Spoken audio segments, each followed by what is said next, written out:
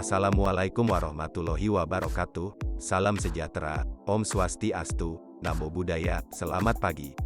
Saudara-saudariku sebangsa dan setanah air dimanapun berada, saya Roning Pandan, hadir kembali di tengah saudara-saudariku sekalian.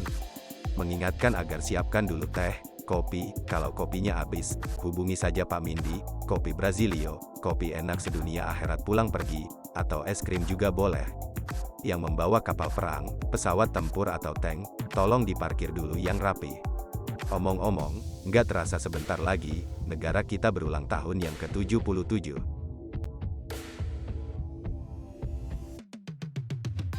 Hari kemerdekaan ini dirayakan dengan mengibarkan merah putih di setiap sudut negeri.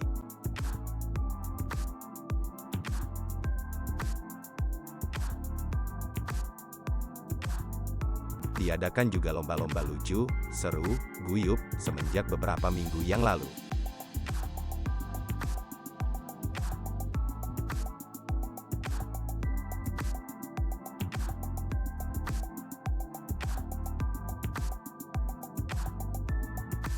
Tak lupa pula doa-doa syukur, dan puji-pujian dipanjatkan ke Yang Maha Kuasa, Tuhan semesta alam. Persisnya hari ini kita merayakan kemerdekaan yang ke-77 tahun, kemerdekaan Republik Indonesia, yang telah diperjuangkan oleh para pendiri bangsa dengan doa, darah dan air mata, tetapi kemudian timbul pertanyaan yang sangat mendasar, sepele, yaitu, untuk apa kita merdeka? Mengapa kita merdeka? Sebelum menjawab pertanyaan tadi, mari kita lihat sejenak Indonesia. Wilayahnya dibentuk dari 17.000 lebih pulau-pulau yang berserakan. Jarak antara titik paling barat ke timur, dari Sabang ke Merauke adalah 5.081 km, dengan waktu tempuh pesawat adalah 9 jam. Betapa luasnya Indonesia, makanya salah seorang tokoh senior dari Laos pernah bilang kepada saya, "Ron, negaramu begitu luas, seperti benua, sebenarnya kamu nggak butuh ASEAN loh." Kupikir-pikir benar juga pendapat beliau ini. Lanjut, jumlah penduduk terbesar keempat di dunia, tentu dengan beragam budaya, adat istiadat, agama, suku, bahasa daerah dan sebagainya. Tetapi kembali, mengapa kok kita ngeyel ngotot nekat saja memerdekakan diri sih? Pertanyaan ini sebenarnya sudah kuno loh. Dulu beliau-beliau pendiri bangsa juga pernah ngajukan pertanyaan serupa, sewaktu mereka rapat di BPUPKI dan juga di Forum Panitia Persiapan Kemerdekaan Indonesia atau PPKI. Maklum sajalah, mereka ini kan datang dari latar belakang yang macam-macam, agama yang beda, suku beda, pendidikan beda bidang, tentu juga ada yang lelaki dan perempuan. Pertanyaan mereka menjadi semakin seru kalau ditambah, kita ini kan bermacam-macam. Kalaulah makanan, itu ya gado-gado atau nasi goreng, kok pingin disatukan dalam satu bangsa dan negara?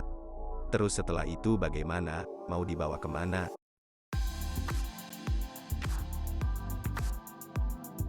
Pertanyaan tadi dari zaman Ken Arok pun sebenarnya sudah pernah dijawab, sesuai dengan imajinasi atau mimpi yang menjawab.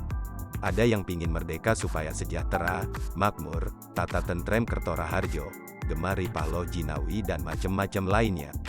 Untungnya ada Bapak Muhammad Hatta, yang menyatukan kata-kata indah imajinasi tadi, menjadi "Aku ingin membentuk negara, di mana semua orang bahagia di dalamnya. Orang Papua bahagia, orang Ambon bahagia, orang Jawa bahagia, orang Padang bahagia, orang Aceh bahagia, orang Tionghoa bahagia, orang Arab bahagia, orang India bahagia, petani, nelayan sampai konglomerat bahagia. Semua bahagia." Yang dibilang Bung Hatta ini persis seperti yang dibilang oleh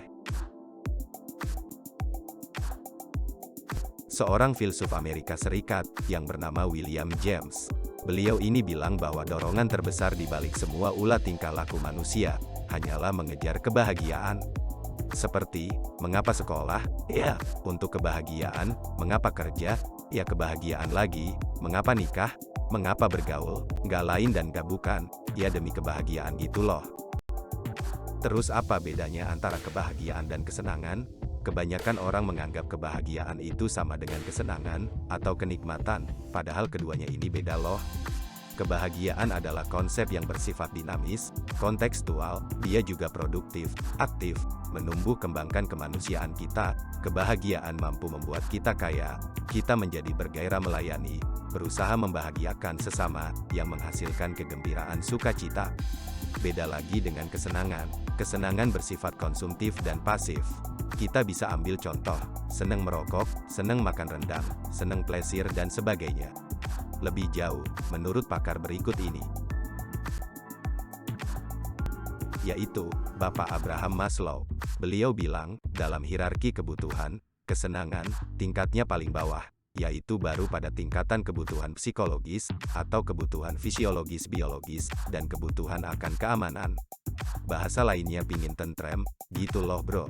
Padahal kebahagiaan itu tingkatnya sudah top markotop, di puncaknya kebutuhan, yaitu self-actualization, atau aktualisasi diri. Bila seseorang sudah mencapai posisi ini, maka dia merasa hidupnya bahagia. Bahagia bisa bermakna dan berguna bagi orang banyak. Kalau kita angkat dalam aspek kehidupan bermasyarakat, berbangsa dan bernegara, maka kebahagiaan itu tercapai tuntas, apabila sebagian besar anak bangsa telah berhasil menjadi manusia seutuhnya.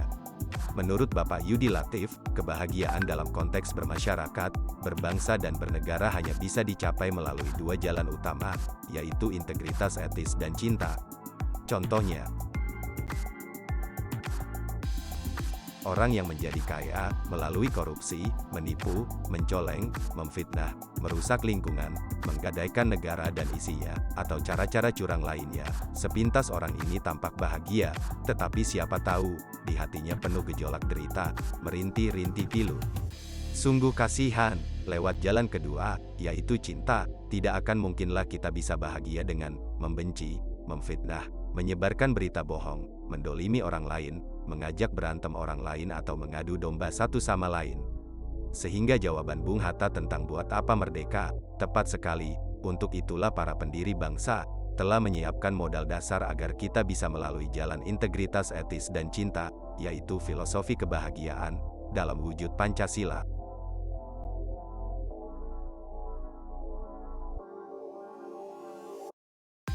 Pada akhirnya terjawab sudah bahwa, kita merdeka adalah untuk mencapai kebahagiaan bangsa dan negara, yaitu bahagianya setiap individu warga negara Indonesia. Makanya, ayo kita jalankan dan kerjakan nilai-nilai Pancasila secara sungguh-sungguh dan konsisten, bukan hanya bersifat slogan manis konsumtif dekoratif, promotif, sporadis pemerah bibir belaka. Demikianlah yang bisa saya ceritakan, kurang lebihnya, mohon maafkanlah saya sebesar-besarnya. Jangan lupa like, beri komentar yang kritis, sekritis anggota dewan kepada rakyat, subscribe, pukul loncengnya hingga peyang, serta bagikan ke seluruh alam semesta. Saya akhiri dengan wabillahi taufik wal hidayah. Wassalamualaikum warahmatullahi wabarakatuh. Om Santi, Santi, Santi Om. Selamat pagi, terima kasih. Insya Allah sampai ketemu lagi dalam waktu mendatang.